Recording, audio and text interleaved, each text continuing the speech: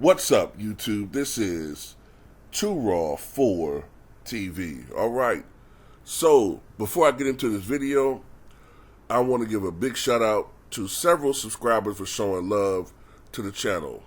I want to give a shout out to the man, the myth, the legend, the brother Robert Mason, coming through with several donations over the past couple of days.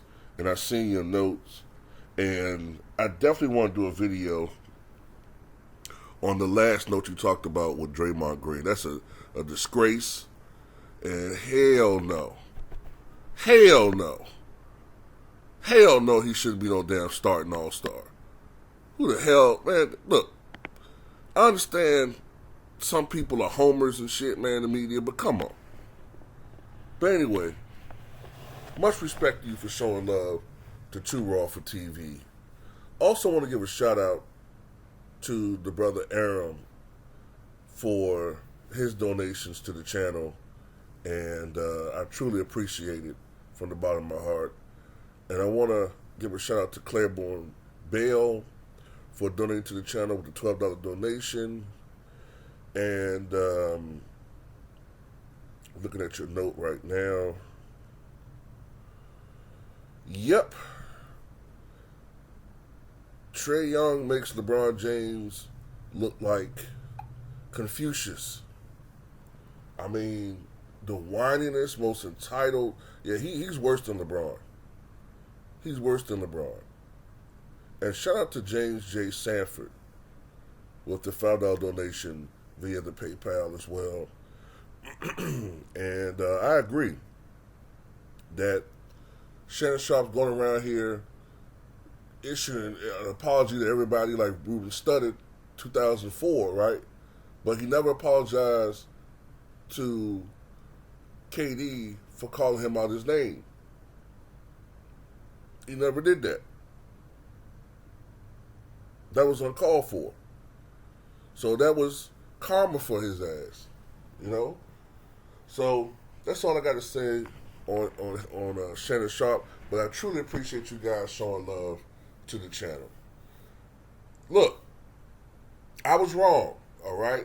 For some reason, I thought it was Kendrick Perkins that said this, but it was actually Tristan Thompson. And, you know, I really don't want to go in on Tristan Thompson because he's going through a hard time. He recently lost his mother. I know what that's like.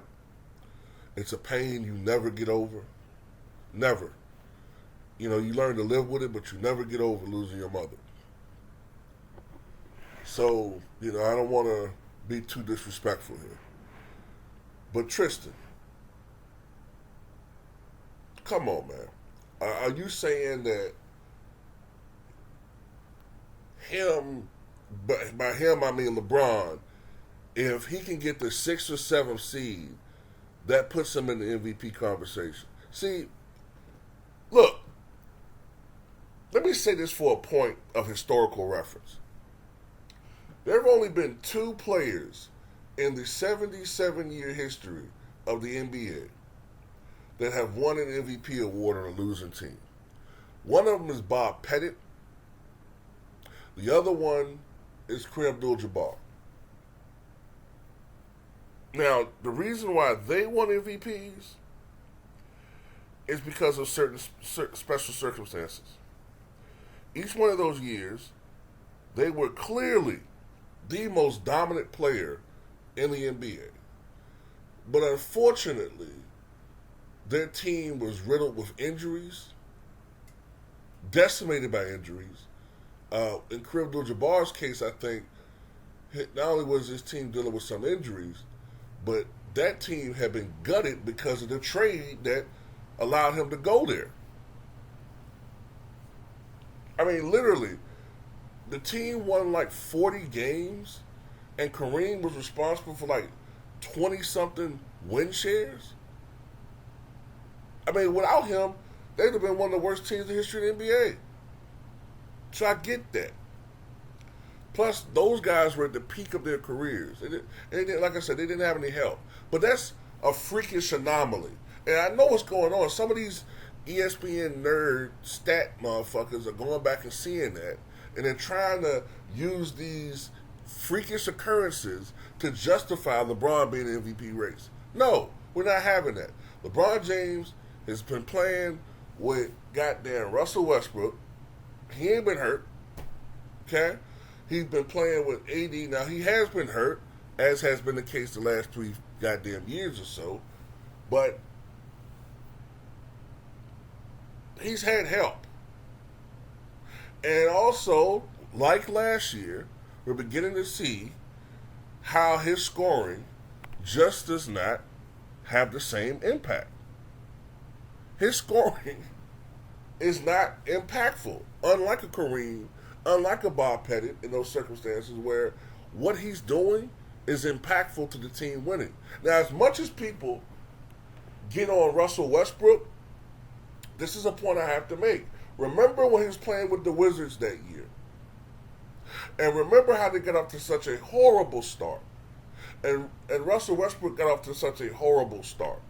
And it looked like they were only going to win like 18, 17 games or something like that. Now, for some reason, the media put all the pressure on Russell Westbrook to produce, even though that's supposed to be Bradley Beal's team. But anyway, remember, Russ went on a tear after the All-Star break and was the player of the month in April of 2021. I think that month he averaged like 23 points, 14 rebounds, 16 assists or something like that, right? And he was able to take that team to the playoffs. Do you know what people were saying? Oh, I mean, he's putting up numbers, but can he win a championship? You know? I mean, he's putting up numbers, but, I mean, who cares? Who cares if he took him to the playoffs? Well, that's how I feel about LeBron. Who cares if he's putting up numbers? Why is it that in the 30 games that he's played this year, in the games in which he scored 30 points this year, why are the Lakers 10-11? Why in the last 2 seasons, in games where he scores 30 points or more, are the Lakers 56 and 76? Someone explain that shit to me.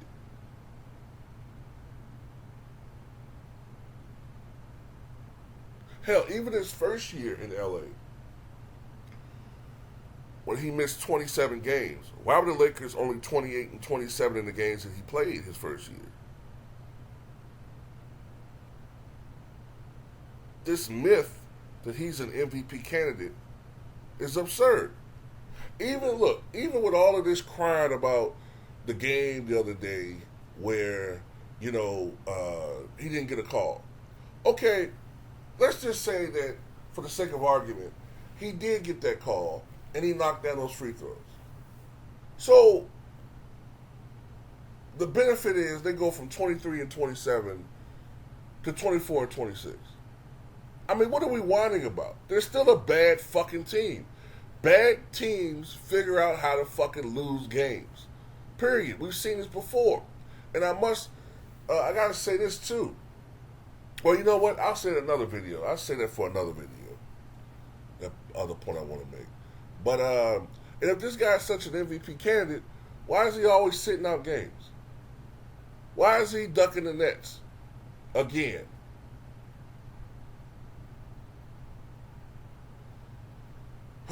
But you'll play against the Knicks, though. Why not play against the Nets, but duck the Knicks?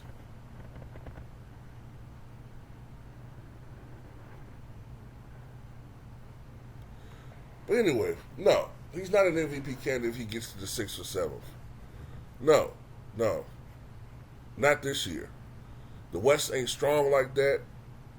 And you're discounting other players too much.